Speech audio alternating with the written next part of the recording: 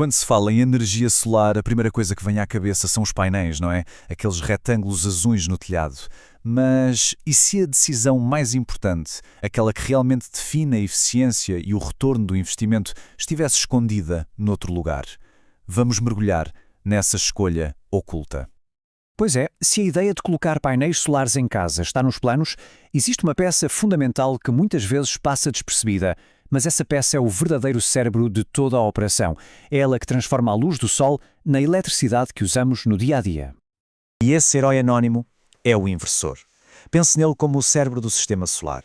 Sem ele, os painéis são apenas objetos no telhado, bonitos, mas inúteis.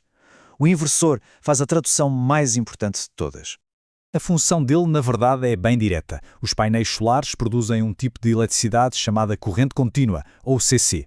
O problema é que as nossas casas, as tomadas, a televisão, o frigorífico, tudo funciona com outro tipo, a corrente alternada, ou CA.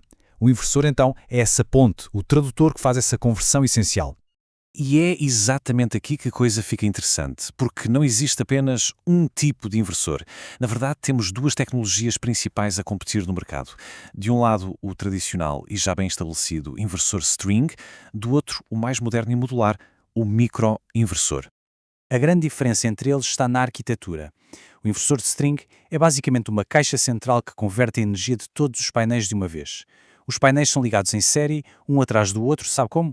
Como aquelas luzes de Natal antigas. Se uma lâmpada queima, a fila inteira apaga. Já os microinversores são o oposto. São pequenos, um para cada painel, e funcionam em paralelo. Cada painel opera de forma totalmente independente. Na prática, um sistema com inversor string é isto que vemos aqui. Uma caixa grande, um equipamento robusto, normalmente instalado na parede da garagem ou numa área de serviço. Isso exige que toda a cabelagem desça do telhado até esse ponto central. Agora, com os microinversores, a história é outra. Não há aquela caixa grande na parede. O hardware é pequeno, leve e fica instalado discretamente debaixo de cada painel lá no telhado. Do ponto de vista estético e de aproveitamento de espaço, a diferença é da noite para o dia. Certo, mas por que é que esta diferença de arquitetura é tão importante? Bem, o maior teste para qualquer sistema solar no mundo real é uma coisa super comum: a sombra. A sombra de uma árvore, de uma chaminé, de um prédio, é aqui que as duas tecnologias mostram realmente o seu valor. Esta citação de um estudo da Universidade Federal de Uberlândia resume o problema na perfeição. Num sistema de inversor string, se um único painel apanhar sombra, ele não só produz menos, como também prejudica o desempenho de todos os outros painéis ligados a ele. O prejuízo é em cadeia. E esta imagem aqui é a prova visual. É claríssimo. Olha só o sistema com inversor string. Um painel a produzir menos e, de repente, todos os outros são nivelados por baixo. O elo mais fraco arrasta a corrente inteira. Agora, com os microinversores, cada painel é um mundo à parte.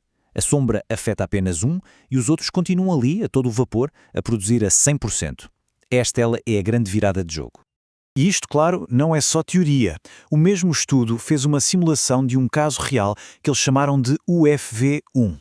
Como se pode ver aqui neste modelo 3D, era uma casa com edifícios próximos que, inevitavelmente, projetavam sombras nos painéis, principalmente durante a manhã. E o resultado? Bem, nesse cenário real, com sombra, a simulação mostrou que um sistema com microinversores geraria, em média, cerca de 3% mais energia por ano. Pode não parecer um número gigante, mas, se multiplicarmos isso pelos 25 anos de vida útil do sistema, a diferença começa a ficar bem significativa. Ok, mais energia é ótimo, mas o desempenho energético é só uma parte da história. O que realmente importa para a maioria das pessoas é o retorno financeiro. Como é que essa diferença se traduz em dinheiro? Especialmente quando sabemos que os microinversores têm geralmente um custo inicial mais alto. Para responder a isso, o estudo analisou um segundo sistema, a UFV2, mas desta vez num cenário perfeito. Um telhado grande, sem uma única sombra. E aqui os resultados são fascinantes.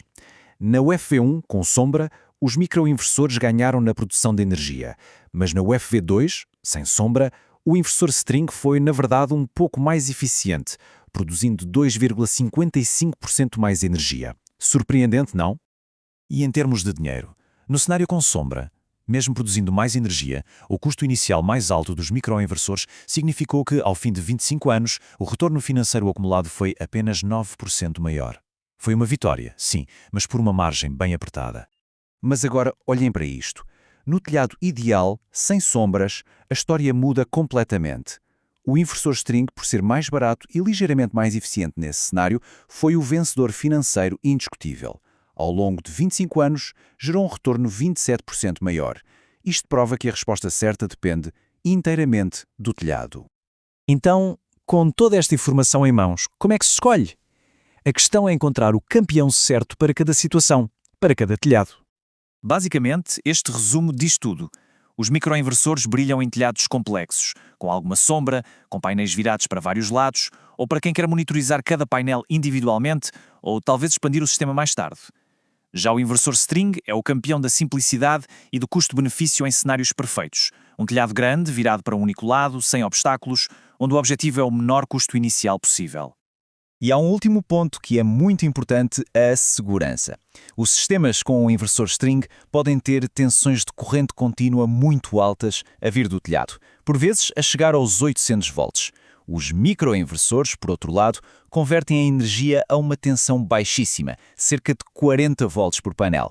Isto torna-os muito mais seguros e já em conformidade com normas de segurança como o desligamento rápido, que é vital para proteger bombeiros em caso de emergência, por exemplo.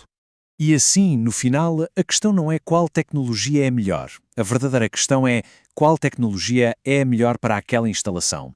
A escolha resume-se a isto: força bruta num cenário perfeito ou adaptabilidade e resiliência em cenários complexos. Cada telhado tem o seu próprio campeão.